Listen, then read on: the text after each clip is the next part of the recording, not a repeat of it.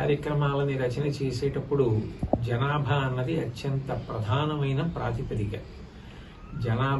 జనాభాలో స్త్రీలు, పురుషులు, నిష్పత్తి, ధనికులు, పేదలు, ఇళ్ళు, ఇంట్లో ఉన్న సౌకర్యాలు, వీటన్నింటినీ యథార్థంగా మనం సమర్పించినప్పుడే దేశాభివృద్ధి కొరకు జనుల యొక్క ఆర్థిక స్థితిని మెరుగుపరచడానికి తగిన కార్యక్రమాలు ప్రభుత్వాలు రచన చేసి అమలు చేయడానికి అవకాశం కలుగుతుంది.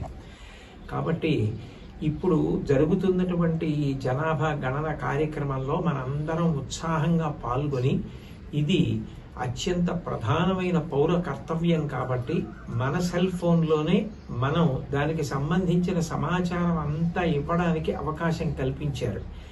అందరూ కూడా ఏ దాపరికం లేకుండా, దీని వలన మనకు వచ్చే నష్టమేం లేదు, దేశాభివృద్ధికి ఇది పనికొస్తుంది.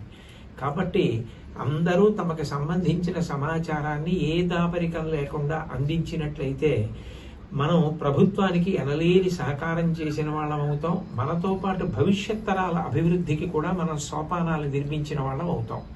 కాబట్టి అందరూ దీనిలో ఉత్సాహంగా పాల్గొనవలసిందిగా నేను కోరుతున్నాను. ఇవాళ నేను కూడా ఈ కార్యక్రమంలో పాల్గొని నా సమాచారాన్ని సమర్పించాను. శుభం.